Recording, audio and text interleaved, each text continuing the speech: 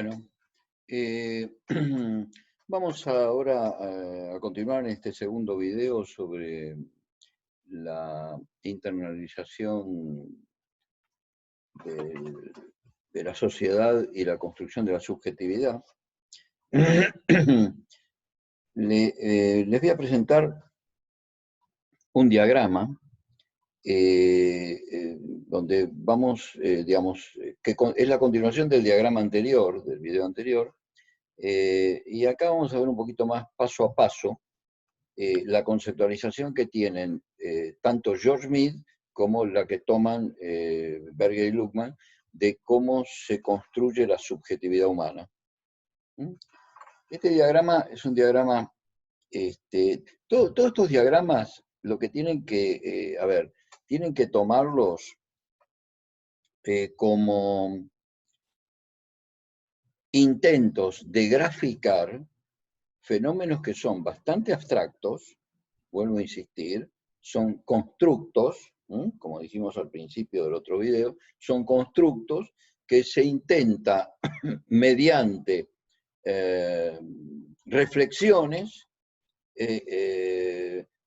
conectar los constructos entre sí y realizar cierta reflexión que llamamos teorización, y por supuesto gran parte de ellos demandan después que se construyan esos constructos se deconstruyan de alguna manera esas inferencias y se las convierta se las divida en categorías. Cada una de esas categorías se le busque un instrumento y ese instrumento se lleve hasta la realidad empírica y se obtengan datos que, bueno, después ascendiendo nos permitan por lo menos no falsificar que esos constructos que estamos nombrando y las relaciones que hay entre ellos, no podamos, digamos, falsificar esas relaciones. Así, digamos, trabajaría la ciencia. No es una zona que se ve muy facilitada en realidad. En realidad, si ustedes recuerdan el primer video después de la presentación, yo les había hablado de que la ciencia trabaja mucho con teorías de alcance medio. Esas teorías de alcance medio en realidad toman un aspecto empírico, lo elevan, digamos, a una teoría pequeña, y después esa gran multiplicidad de teorías pequeñas que hay en las ciencias sociales, de alguna manera un poco conectan entre sí, algunas grandes teorías intentan demostrar que están constituidas por una gran cantidad de pequeñas teorías de base empírica. Todo eso es bastante dudoso por el momento, bastante dudoso. Las ciencias sociales son bastante, si uno tuviera que ponerle una palabra, gaseosas, ¿no?, en ese sentido, y gran parte del conocimiento que tiene que ver con lo humano y o sea, todo aquello que excede a la física diría, a la macrofísica, a la física mecánica, ¿no?, la mecánica física, todo aquello que excede a la física, a medida que se va aproximando hacia lo humano, se va volviendo más gaseoso. Para decirlo de alguna manera, la microfísica ya es un mundo bastante complejo, tan complejo como el de las ciencias humanas, y el mundo de la química ya también tiene sus grandes dificultades, y a medida que vamos avanzando, ya cuando llegamos a la biología, hay varias líneas acerca de las cosas, hay mucha más discusión. Cuando entremos en la ciencia, en la sociología, la historia, la psicología, ya todo se vuelve mucho más complejo, discutible. Y hay teorías de alcance medio que son muy rigurosas e interesantes, y hay demostrativas, a veces no se sabe de qué, pero en general son bastante precisas. De cualquier forma, cuando uno quiere ya ampliar el campo o tratar de entender a través de alguna de esas teorías gran parte del funcionamiento social, la cosa se complica. Bueno, pero por el momento estas teorías generales, como la de Berger y Luhmann y la de George Mint, todavía tienen existencia y son bastante respetadas socialmente. A ver, vamos a ver el diagrama este que sigue. Acá lo tenemos. Lo ampliamos ahora un poquito acá, lo ponemos a pantalla completa. Ahí está. Bueno, a ver, ¿cómo se lee esto? Miren, para Berger y Luhmann existe una sociedad histórica preexistente. Eso es lo que al principio del libro ellos llaman el ser social antecede a la conciencia. Es una tesis marxista esa. La toman de Marx. En realidad es una tesis, es una de las tesis de Marx sobre Feuerbach, un filósofo contemporáneo a Marx. ¿Qué quiere decir el ser social antecede a la conciencia? Quiere decir que antes de que un niño nazca, lo que nos interesa a nosotros acá en este diagrama, antes que este niño, este yo, nazca, ya la sociedad está constituida. O sea, nosotros nacemos y entramos, como quien dice, a la fiesta. El día que nos morimos nos vamos de la fiesta. Como dice por ahí Pepe Mujica, venimos del no ser y vamos hacia el no ser. En una perspectiva científica que no es religiosa, bueno, después de la muerte no habría nada y antes de la muerte, antes del nacimiento no habría nada. Y en el medio está la vida. O sea, el yo nace en esta sociedad histórica preexistente. Bueno, el yo conductea, diría un neurólogo, un neurofilósofo como Humberto Maturana. Conductea quiere decir ejerce la conducta. Y de este lado hay una figura armada acá, una persona que ya tiene, como habíamos visto en el diagrama anterior, tiene un yo, tiene un mí constituido y tiene un otro. Es decir, esta es una persona social, completa. Esta es una especie de... A mí no me gusta mucho llamarlo una tópica porque en nuestra facultad esto suena medio raro, ¿no? Hay una tópica freudiana. Esto no es una tópica porque en realidad esto no está acá dentro del redondelito, esto está en todos lados, está en todo el contexto, ¿no? Pero bueno, si lo tomamos como que está en todos lados, lo podemos aceptar como una especie de topografía, digamos. ¿Sí? Entonces, el yo conductea. Esta persona le contesta algo, o sea, le asigna significado, quiere decir, responde, le da una respuesta, asigna significado a lo que el yo conductea. Conductea quiere decir llora, patea, grita, no sé, lo que puede hacer un yo cuando nace, mucho no puede hacer. Ahora bien, eso produce una especie de fisura en el yo. ¿Por qué? Porque aparece acá, segundo paso, acá tenemos el proceso de socialización de arriba hacia abajo, ¿no? Y acá, por supuesto, la variable tiempo. Bitt va a decir que cuando la madre actúa sobre el niño, genera sí o sí, mediante algún tipo de regla que ella pone en la interacción, una demora. Esa demora es una inhibición de la respuesta. A ver, para mí, al inhibir la respuesta, se genera una demora, y esa demora es lo que produce esta fisura, esta división, entre un mí y un yo. Y va a ser la fuente de la reflexividad, o sea, del reflejo, la reflexividad, pero la reflexividad como reflexión. Por supuesto que esto a nivel neurociencia sería un circuito neural que permite la autopercepción. Y fenómenos que ustedes van a ver en los otros videos, en las otras clases, que tienen que ver con el autoconcepto, la autoestima, con todo lo que se llama auto, la reflexividad. A medida que se avanza en el tiempo y en el proceso de socialización, a ver, este niño, digamos, va madurando también. Acá tenemos un sistema nervioso un bebé, acá tenemos un sistema nervioso de un niño de 2 años, que va accediendo despacito, por ejemplo, al lenguaje, al intercambio de significantes, dice Mead. Aparecen los significantes, las palabras. O sea, el niño empieza a interactuar con la madre y ya no es solo que llora, sino que dice que leche, o sea, quiere leche, con lo cual comparte con la madre un significado. Por supuesto que antes de que él diga leche, la mamá le dijo que eres leche. ¿De dónde si no va a sacar él la palabra leche? La mamá le dijo que eres leche. Entonces él se dio cuenta que querés leche es que termina siendo la leche. En un primer momento, la palabra y la cosa es lo mismo. Después se independiza la palabra de la cosa. Y llegamos a este tercer momento, donde el niño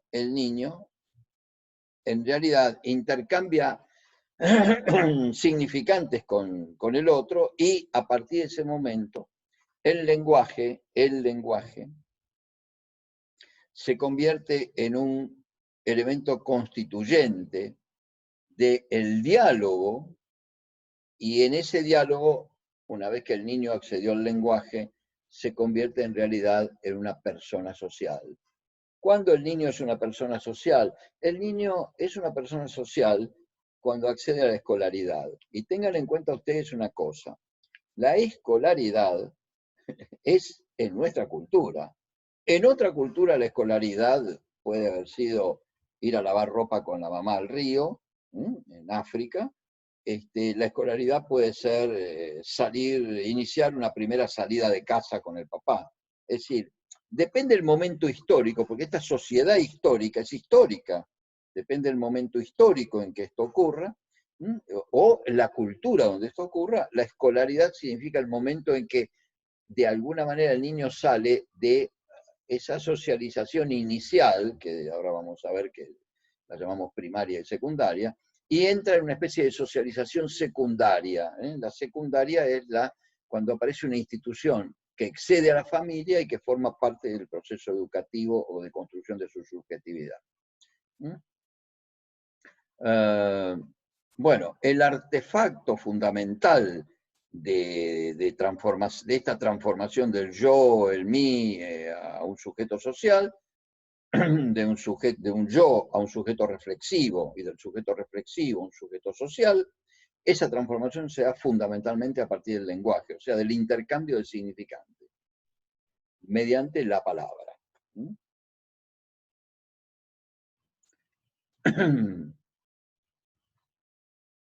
Esa constitución del sujeto social tiene que ver con la internalización de algo que Mead llama el otro generalizado. El otro generalizado es la norma, el orden social.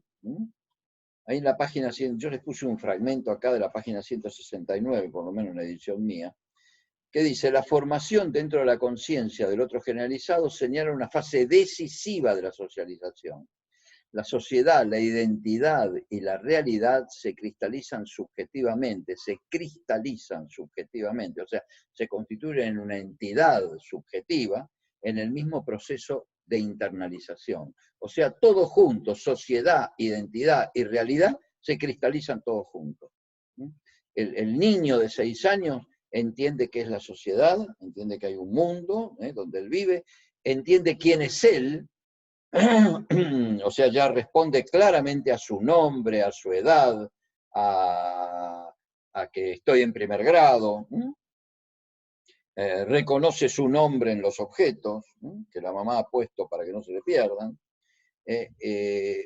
O sea, tiene idea de sociedad, tiene idea de escuela, de institución, tiene idea de identidad, y por lo tanto tiene un concepto de la realidad de la vida cotidiana, es aquello Berger y Luhmann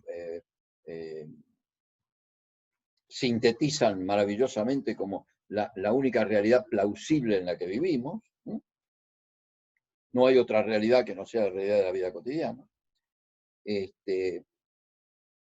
más, cualquier cosa que accedamos nosotros en la realidad se convierte inmediatamente en algo de nuestra vida cotidiana. Entonces, ahí aparece un fenómeno que es esa socialización se completa cuando lo real subjetivo, o sea, una emoción afectiva, acá en corazoncito, ¿no? Lo real objetivo, X persona, se transforma en lenguaje y se objetiva. Entonces, entre el lenguaje, la persona real externa y la subjetividad mía, hay una simetría. Quiere decir que coinciden. Por lo menos coinciden lo suficiente como para que yo entienda que eso es una coincidencia. Eso es una socialización exitosa. O sea, la emoción, el corazoncito, este corazoncito en la subjetividad, el chico guapo y el concepto de amor en el lenguaje, esto permite que la jovencita, vamos a hacer honor a que son la mayoría jovencitas, las alumnas, ¿no? A que la jovencita vea la imagen de un chico real y lo pueda transformar en el lenguaje mediante la palabra amor. Esa sensación que tiene, ese real subjetivo, unido a ese real objetivo, mediante el lenguaje. Queda claro cómo esto se constituye. Bueno, a ver, la subjetividad es todo esto que está internalizado. Todo esto que estamos acá, que estamos juntando, esto es la socialización exitosa. Si alguien logra hacer esto, está socializado. Bueno, por supuesto, no solamente con el amor, sino con un montón de cosas más. ¿Puede haber socializaciones que no sean exitosas? Sí, hay socializaciones deficientes, por muchos motivos. Hay socializaciones deficientes, van a decir Berger y Luckmann, en principio por ciertas deficiencias físicas, por ejemplo, que hacen que alguien sea socialmente rechazado y que, por lo tanto, su socialización sea insuficiente. O no se socialice, se socialice, pero no tenga acceso a las opciones que la sociedad da a los socializados. Pero hay otra variante también allí, que agentes socializadores diferentes ofrezcan realidades objetivas diferentes. Bueno, esto puede ocurrir, digamos, ¿por qué? Y porque hay un socializador B, C, D, E, F, H, Z, etc. Este sujeto nuestro querido A, lo socializan muchos. En principio lo socializa una mamá que puede tener una concepción del mundo, un papá que puede tener otra concepción del mundo. Esto se ve mucho, por ejemplo, en los roles de género. Pero no solamente hay roles de género, hay roles de clase. Yo puedo ser socializado como un chico de clase baja, y de repente voy a trabajar y me conecto con una familia de clase alta. Y empiezan a socializarme con las reglas de la clase alta. Entonces después me cuesta volver a las reglas de la clase baja. O sea, voy a ser rechazado, voy a ser un desplazado. Voy a estar rechazado en el mundo porque mi mundo, mi subjetividad, mi mundo, mis categorías para entender la realidad se constituyeron como de clase alta. Hay muchas películas antiguas de cowboys, no sé si ustedes ven muchas películas de cowboys, dudo, pero había un tipo de guión famoso que decía, nació blanco pero lo criaron indio. Entonces ahora tenía el problema de que estaba en esas batallas entre los indios y los blancos en Estados Unidos. Entonces tenía una doble identidad. O sea, los conflictos que puedan llevar a una socialización deficiente o conflictiva pueden tener que ver con roles de género, de clase, con etnia, con idiosincrasias distintas, culturas distintas, o sea, diferentes perspectivas de los creadores. Este es un dato interesante. Bueno, y acá entramos en dos categorías, la socialización primaria y secundaria. Bueno, acá tenemos de vuelta a nuestro querido A, ¿no? Y acá tenemos esta flechita verde que lo conecta con ¿qué? Con la socialización primaria. ¿Qué es la socialización primaria? La socialización primaria ocurre en el seno de la familia, fundamentalmente. Ocurre antes de ese periodo que le pusimos el nombre de escolar, ¿no? Que es la época en que el niño puede, como quien dice, salir a una institución. Por supuesto que todo esto es variable, hoy los chicos van al jardín maternal, van al jardín, etcétera. Pero de cualquier forma, todo el mundo tiene claro que en primer grado el chico tiene que tener ciertas características ya muy claras desde el punto de vista cognitivo, emocional, manejo de la conducta de él, de las relaciones interpersonales, escuchar consignas, toda una cuestión de cosas que van a ver en psicología evolutiva, que son clarísimas y que definen como una etapa completamente distinta de la vida del niño. Hay una etapa para atrás y una etapa para adelante en ese sentido. Bueno, esa socialización primaria, el niño que aprende. Bueno, el niño aprende básicamente el control de esfínteres, a pararse, el control de esfínteres, el lenguaje, ¿no? Aprende a hablar, aprende a caminar, a correr, aprende a identificarse a sí mismo, aprende a identificar los roles de otros, no solo las personas, sino el reconocimiento de otras personas, sino de otros roles. O sea, sabe quién es la abuelita, el abuelito, la tía, el primo, el hermano, la mamá, el papá, sabe los nombres, reconoce los nombres. Bueno, la socialización primaria es todo eso que le permitirá, para decirlo de alguna manera, en nuestro mundo, acá de la Ciudad de Buenos Aires, ir a la escuela. ¿Qué es la escuela? Bueno, la escuela es la primera institución donde el niño contacta con algo en forma continua, que no son la familia, los vecinos, etc. O sea, contacta con una institución. Ustedes ya vieron en las clases anteriores qué son las instituciones. Son agrupaciones de roles que están ordenadas, que constituyen gran parte del orden social. Entonces, bueno, acá tenemos varias, el Club de Madres, los políticos, la alcaldía, ¿no? La Asociación de Agricultores, la Fundación ONG, la Forestal, la Dirección de Parques, Extensión, Federación, la Pastoral, la Religión. Bueno, este es un diagrama de Venn que muestra distintos elementos institucionales. Bueno, va a haber una institución en particular, digamos, que generalmente el niño se conecta primero, que es la escuela, y después, a medida que el niño vaya creciendo, bueno, va a ir subiendo, a medida que aumenta su edad, digamos, y por supuesto su maduración personal, va a ir relacionándose cada vez con más instituciones. A los 8 o 10 años a lo mejor empieza a ir a catequesis o al templo, entonces va a encontrarse con el mundo de la religión, se va a encontrar con el mundo de la religión, y después se podrá encontrar con el mundo de la política, con el mundo de la universidad, etc. Por supuesto que digamos, las zonas de riesgo, estos rayitos que puse acá, este rayito acá hay una zona de riesgo, ¿no? Acá se puede socializar mal por una cuestión familiar, acá se puede socializar mal por una cuestión social, del pasaje familia. Acá tienen toda la zona, digamos, de los chicos que derivados por las escuelas a psicoterapia, digamos, esto es toda la zona esta. O sea, cuando el chico no logra ingresar a la institución escolar, por ejemplo, y la escuela en realidad se lo manda de vuelta a la familia. Señora, por favor, hágale terapia y después me lo trae, ¿no? Así yo no lo quiero en clase, dice la maestra. Por último, tenemos también, cuando ya es un adulto constituido, sus relaciones prácticamente fundamentales son entre y el mundo institucional, el mundo de las instituciones.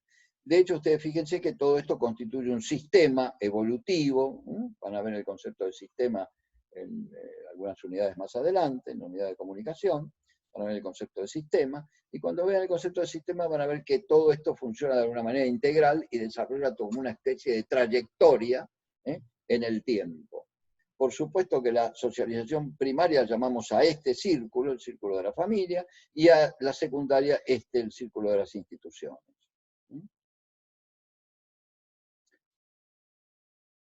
¿Qué es la identidad en todo esto? Bueno, a ver, decimos que se describe bastante bien con el constructo mismidad. ¿Qué es la mismidad? Bueno, la mismidad es la sensación, son dos elementos. Uno, la percepción que yo tengo de que soy el mismo, aunque el tiempo pase y aunque yo cambie. Y también la percepción de que ser yo mismo es ser diferente de otros. O sea, establece mi continuidad en el tiempo y mi diferenciación de los otros. Son dos elementos claves de la identidad. Ustedes van a ver en los otros teóricos que la percepción de mí mismo supone un montón de categorías y sobre todo cómo pesan las interacciones de esas categorías, cómo esas categorías se constituyen en mis interacciones con otros, sobre todo la pertenencia a grupos, etc. O sea, el fenómeno de categorización, que es un concepto cognitivo, o sea, cognitivo quiere decir, cognitivo quiere decir que está acá, dentro del redondelito, que está acá dentro, que acá hay categorías, formas. Es lo que Berger y Luhmann llaman tipificación, clasificación, categoría. Es lo que, son aquellos elementos que para George Mead la persona internaliza y arma como una especie de clúster, como se dice en los discos rígidos, el clúster, donde la información llega y se acomoda de acuerdo al clúster. Bueno, la psicología cognitiva lo llama esquema eso. Ustedes van a ver en los otros autores.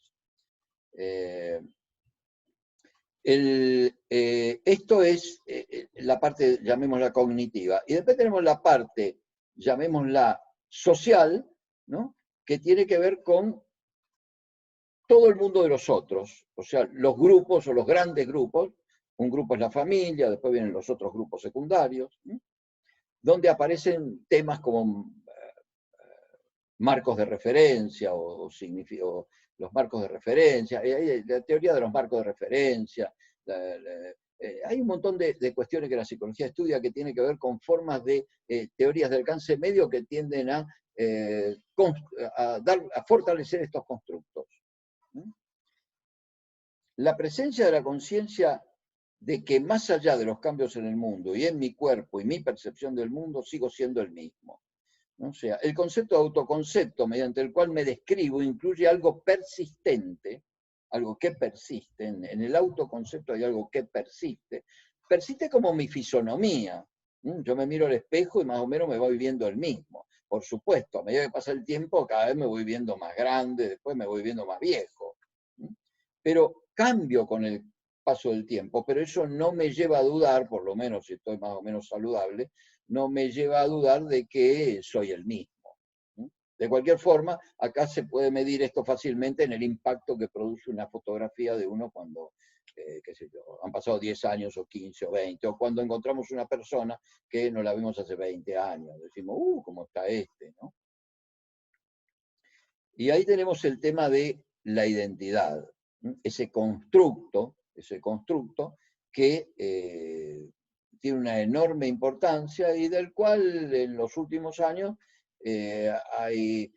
básicamente se sostiene que la identidad es algo que se construye continuamente.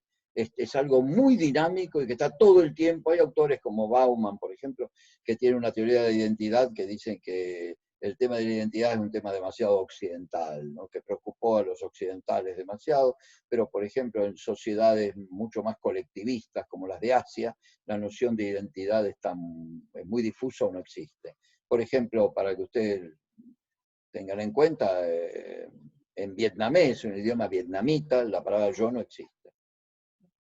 O sea, cuando alguien se presenta dice, llegó el hombre de la aldea Yuan, y ese soy yo. Pero no llegué yo, llegó un hombre de la aldea Yuan. O sea, una concepción muy colectiva de la cosa, ¿no? Esto hoy en día es motivo de bastante controversia y de temática, pero bueno, no vamos a entrar en los detalles esos, ¿no? Hay un fragmento acá interesante sobre la identidad, que justamente con esta línea, pero que es muy actualizado. Es una conferencia que dio Thomas Luhmann en el Instituto Goethe en Buenos Aires en el 2005. Y dice, el desarrollo de la autonomía del sujeto se ha vuelto el objetivo primordial de los padres de hoy, que deben insertar al hijo en el mercado moderno de las identidades. La familia trata de darle a su hijo una verdadera identidad. No es fácil. La familia tampoco está exenta del contexto, así que no elige verdaderamente, sino todo lo contrario. También está condicionada, y esto genera un bache en la identidad, un espacio vacío, y ese vacío es ocupado por un mercado donde se ofrecen distintos modelos de vida. Es falso creer que uno pueda buscar su identidad, porque la identidad personal nunca se marchó, pero hay que buscarla entre dos elementos enfrentados, el intento de autonomía y la coerción social. Es muy interesante esta frase de Thomas Luckmann. ¿Por qué?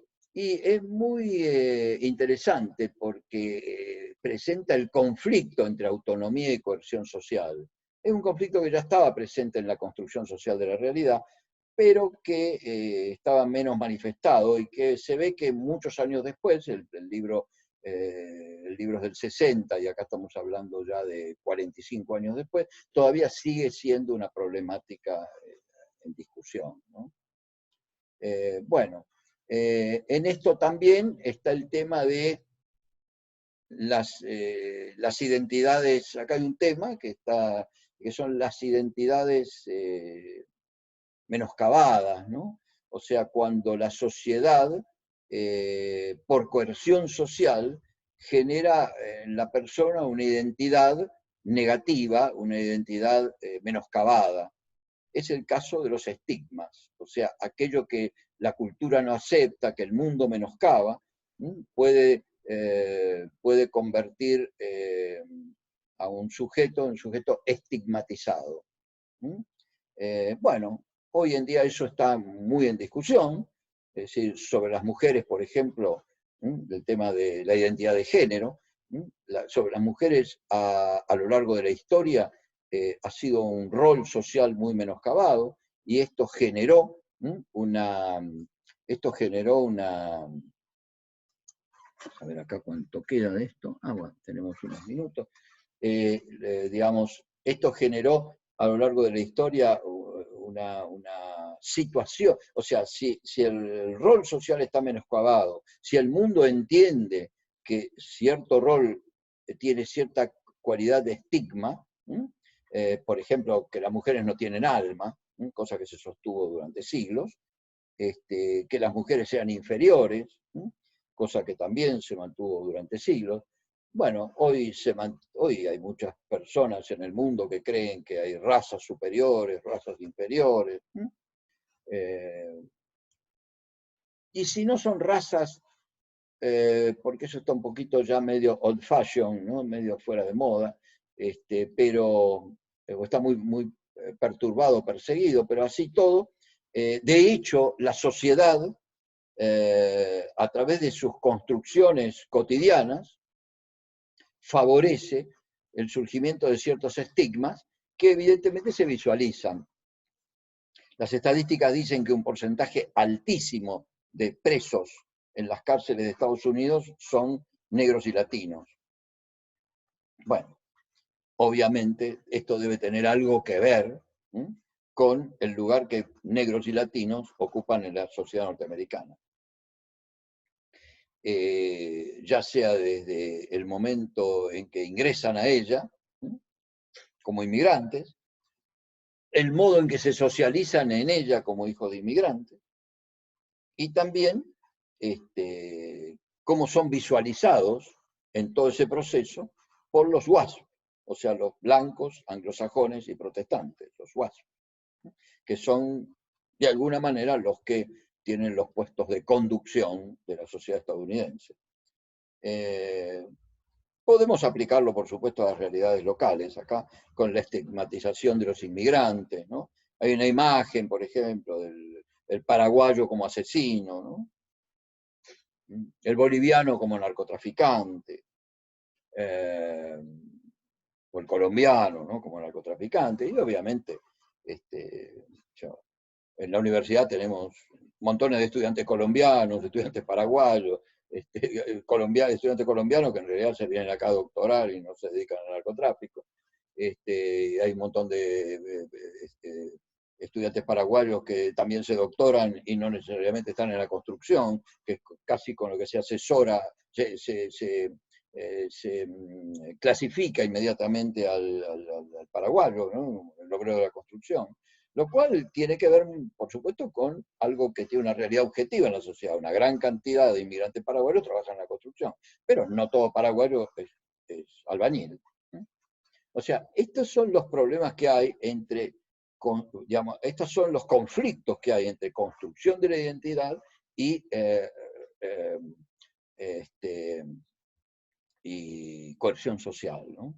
Bueno, y después le quedan dos temas que hay, digamos, uno de Goffman, que es importante, ¿no? Que es cómo nosotros tenemos siempre, desde el prejuicio o desde la anticipación, categorizamos algo y armamos una especie de identidad virtual.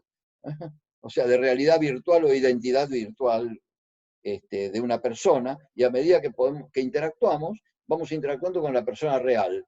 Bueno, ahí puede ocurrir que tratemos de imponer el concepto virtual que trajimos, o o sea, que categoricemos todo, que todas las cosas que él hace las categoricemos dentro de las categorías virtuales que traemos, nuestros prejuicios, por ejemplo, o que vayamos reacomodando nuestra imagen virtual de quién es la persona a partir de la interacción con su identidad real. Entonces, son dos conceptos importantes que desarrolla Goffman. Lo tienen en los textos mucho más aclarado, más especificado, pero quería nombrarlos porque me parece importante que ustedes los lean, los reflexionen a partir también de estas dos llavecitas que yo les tiro y algún ejemplo. Bueno, vamos cerrando ya la clase. O sea, hemos trabajado hoy eh, la noción de socialización, el proceso de socialización como ocurre, en forma más o menos abstracta primero, después las dos grandes marcas de la socialización, la primaria y la secundaria, la socialización deficiente, y después faltaría un concepto que es importante también y que está en Berger y Luhmann, que es, ¿se puede alguien resocializar una vez que es adulto? Bueno, sí, ocurre, puede ocurrir. Ellos lo llaman alternación. Alternación quiere decir es el proceso por el cual uno se... Alternación, alter es otro, por el cual yo me vuelvo otro del que yo era. Por supuesto que es una especie de resocialización la que ocurre. Pasa esto mucho en las conversiones religiosas. A veces, qué sé yo, alguien se transforma en otra persona mediante una conversión religiosa. Se hace budista y, bueno, se dedica, deja de ser todo lo que era como sujeto occidental y con una vida que tenía establecida ya y que la deja. Y, bueno, quedamos ahí, revisen los textos y, bueno, nos veremos en algún próximo video. Espero que también que nos veamos, si no, presencialmente. Así que bueno, dejamos acá.